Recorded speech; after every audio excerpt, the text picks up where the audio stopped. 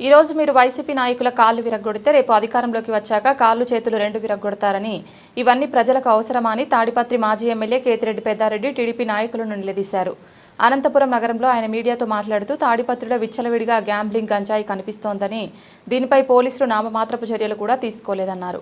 ఎక్కడ చూసినా వంకల్ని కబ్జా చేస్తున్నారన్నారు. ఎక్కడికక్కడ మట్టి తరలించుకొని పోతున్నారన్నారు. దీనిపై ప్రశ్నిస్తే మున్సిపల్ చైర్మన్ జేసీ ప్రభాకర్ రెడ్డి, ఎమ్మెల్యే అష్మిత్ రెడ్డి పేరు చెబుతున్నారన్నారు.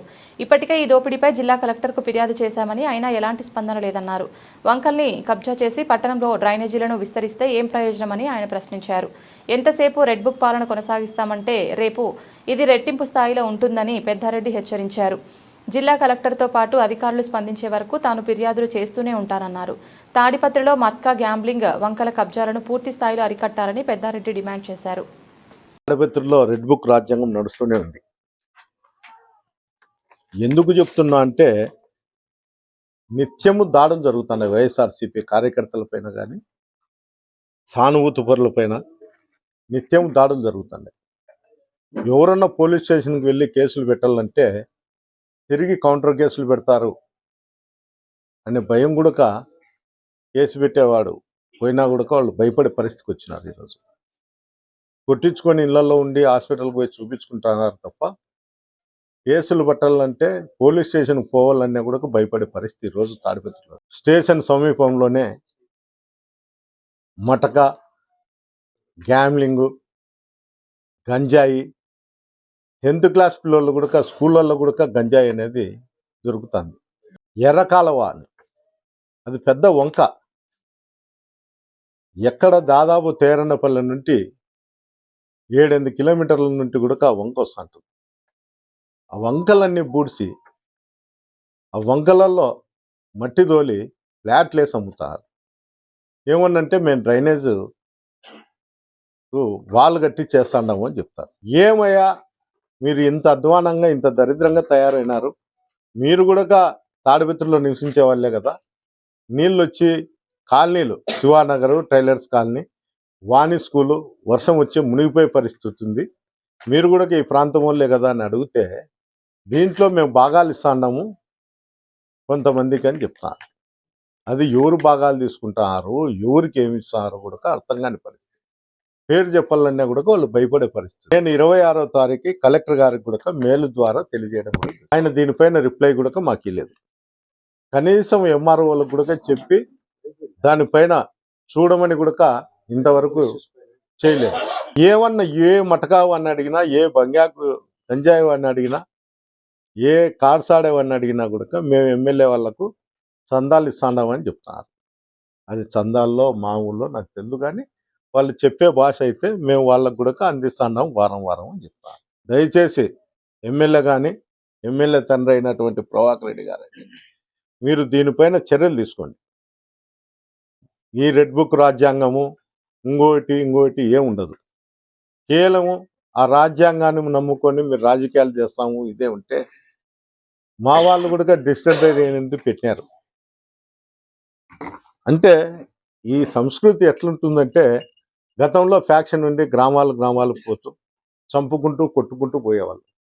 ఈరోజు రాజకీయాలను అడ్డం పెట్టుకొని సీఎం కొడుకే రెడ్ బుక్ రాజ్యాంగాన్ని మేము నడుపుతాము అని పబ్లిక్గా చెప్తానే కూడా ఆ పరిస్థితి రోజు వస్తే ప్రతి కాన్ఫరెన్స్లో 50 మందినో 60 మంది పైన దాడులు జరిగితే, భవిష్యత్తులో కూడా ఈ 50-60 మంది ప్రతి కాన్ఫరెన్స్లో దెబ్బతిన్న వాళ్ళ తిరిగి దాడులు చేసేదానికి మాకు డిజిటల్ ఉంది, మేము రాసుకుంటా అన్నాము, దీన్ని వడ్డీతో తీర్చామంటే అప్పుడు 100-120 మంది అవుతారు. సంఖ్య పెరిగేది తప్ప తరిగేది ఉండదు. దయచేసి అందరికీ చెప్పేది నేను ఒకటే, వ్యక్తిగతం వేరు, ఎవరో నాయకులు చెప్తేనో లేకపోతే ఇంకోరు చెప్తేనో మీ స్వలాభం కోసమో లేకపోతే మీ మటకాయ మంగతాయి బంగాక వ్యాపారాల్లో ఈ రియల్ ఎస్టేట్లో వంకలు వాగులు ఆక్యుపై చేసుకునే దానికోసము మేము ఇవి చేస్తే, ఎవరి మీద దాడి చేస్తే మాకు ఆ ఎమ్మెల్యేనో చైర్మన్ మాకు ఇవి చేసుకునే దానికి పర్మిషన్ ఇస్తాయని ఆలోచన మటుకు చేసుకోవద్దండి. దయచేసి ఏంటికంటే, అందరూ కూడా ఈ రాష్ట్రంలో ఒకప్పుడు రాయలసీమలో ఫ్యాక్షన్ ఉండేది, ఈరోజు ఫ్యాక్షన్లు అనేది లేకుండా పోయినాయి, సమూలంగా తగ్గినాయని అందరూ అనుకుంటారు. అందరు పిల్లలు కూడా ఉద్యోగాలు చేసుకుంటా బెంగళూరు, హైదరాబాదు, బాంబే, అమెరికా ఇంకోసారి ఉండి ఉద్యోగాలు చేస్తున్నారు. తిరిగి మీరు చేసే రెడ్ బుక్ రాజ్యాంగానికి అనుసరించి ఇట్లే చేస్తా అంటే రేపు మా ప్రభుత్వం వచ్చినప్పుడు కూడా డిస్టలరీ తెచ్చారు. ఇప్పుడు మీరు ఏం చేస్తా అంటే అప్పుడు 06, 07, 08 పోతుంది.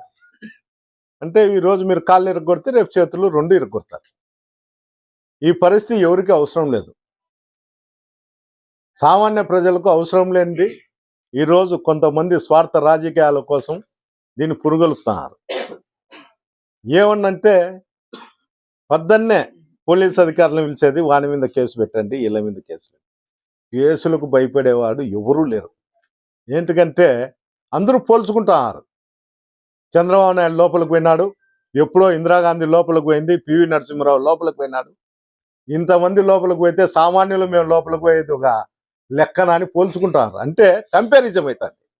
ఎట్లా వ్యాపారాలలో బిజినెస్లో ఎట్లా కంపారిజం ఉందో, పొలిటికల్గా ఎట్లా కంపారిజం ఉందో, నేరం చేసినా కూడా లోపలికి పోయేదానికి కూడా పెద్ద నాయకులు పోల్చుకుంటారు. అంటే వాళ్ళే పోయినారు, మేము పోయే దాంట్లో తప్పే ఉంది అని. అంటే ఎంత సులభంగా ప్రతి మనిషికి కంపారిజం చేస్తున్నారంటే ఒకసారి ఈరోజు చేస్తున్నటువంటి దౌర్జన్యాలు ఆపాలనే నా కోరిక. ఈరోజు మా మీద పోలీసులు కేసులు రాసుకోలేదు అంటే రేపు కూడా అట్లాంటి ప్రభుత్వమే ఉంటుంది. ఈరోజు ఏ విధంగా మీకు పై నుండి మీకు ఏ విధంగా గైడ్లైన్స్ వచ్చాయో, గతంలో ఏ విధంగా ఉందో మళ్ళీ వచ్చే ప్రభుత్వంలో కూడా అదే విధంగా గైడ్లైన్స్ ఉంటాయి. ఉండకుండా ఏటికి పోతాయి. అప్పుడు ఏందో కార్యకర్తల మీద పోలీసులు ఉన్నారు, ఈరోజు అధికారులు కూడా బలైపోతారు. ఎవరినన్నా ఏమన్నా అడిగితే మేము రెడ్ బుక్లో ఉన్నా, దీన్ని ఒకటి తప్పించుకొని 6 నెలలు ఉద్యోగం చేస్తా ఉన్నా, మీ మీద కేసులు పెట్టినా ఏమనుకోవద్దండి అనే పరిస్థితికి వచ్చినారు. అంటే ఈ రోజు తప్పించుకుంటే రేపు కూడా ప్రభుత్వం మారినప్పుడు డిజిటల్ బుక్ రాకుండా పోతుందే. నేను చెప్పేది ఏమంటే ఈరోజు మీరు తప్పు చేస్తే రేపు కూడా దీనికి లోబడే ఉండాల్సిన పరిస్థితి ఏర్పడుతుంది. అధికారులకు కావచ్చు, రాజకీయం కావచ్చు, రౌడీజానికి కావచ్చు, ఏ దానికైనా కానీ తిరిగి దీని మూల్యమైతే ఎప్పుడో ఒకసారి చెల్లించుకోవాల్సిన అవసరం వస్తుంది. కలెక్టర్ గారు దయచేసి మేము పెట్టిన మేలు కానీ ఎస్పీ గారికి ఇద్దరికి కూడా ఈ మటక గ్యామ్లింగు బంగాకపోయినా కానీ ఈ వంగపురం బోగులను కానీ కాపాడండి. తాడిపత్రి దేవలాలు తెరచక ముందే బెల్ట్ షాపులు కానీ బ్రాండ్ షాపులు కానీ తెరుస్తున్నారు. అంటే దేవలాల కన్నా, హిందూ మనోభావాల కన్నా వైన్ షాపులే ముఖ్యమైపోయినాయి అధికారులకు. కనీసం ఆలోచన చేయండి. 5 గంటలకు 4:30కు బ్రాండ్ షాపులు ఓపెన్ చేస్తే జిల్లా వ్యాప్తంగా ఎక్కడ చూసినా కూడా ఇంకా మార్కెట్ ఏదన్నా ఉంటే 4 గంటలకే తెరుస్తారు. ఏమని అడిగితే బ్రాండ్ షాప్ ఓనర్లను మాకు జరిగేది 4 నుండి 8 వరకు జరిగితే ఇప్పుడు నుండి జరిగేది ఒక ఎత్తు, ఈ టైంలో జరిగేది ఒక ఎత్తు. కనీసం ఎక్సైజ్ అధికారులు కానీ ఎవరన్నా కానీ అధికారులు ఏం చేస్తున్నారో తెలుసు.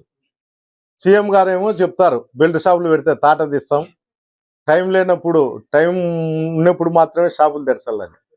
ఇవన్నీ అధికారులకు కానీ లోకల్లో ఉండే పొలిటీషియన్లకు కానీ తెలియదా? తెలిస్తే ఏం చేస్తున్నారు? అధికారులు తెలిస్తే ఏం చేస్తున్నారు? ప్రజలను కాపాడే బాధ్యత అధికారులకు కానీ పొలిటీషియన్ కానీ ఉంది.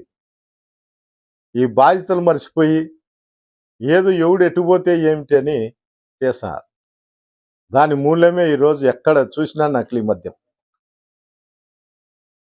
నేను చెప్పేది కాదు, ఎవరైనా కానీ తాగే వాళ్ళని పోయి అడిగితే చెప్తారు పలానా షాప్లో మద్యం బాగుండదు, పలానా షాప్లో బాగుంటుంది, లేకపోతే పలానా లేబుల్ ఉంటేనే అది బాగుంటుంది, ఇది బాగుండదు అని. కనీసం అధికారులు మేము చెప్తాండామనో ప్రతిపక్షంలో ఉండి మేము చేస్తాండామనేది లేకుండా కనీసం మీరు మీ మనస్సాక్షిని ప్రకారం అన్నా కానీ దీనిపైన రైడ్ చేసి చర్యలు తీసుకోవాల్సిందిగా కోరుచున్నాను.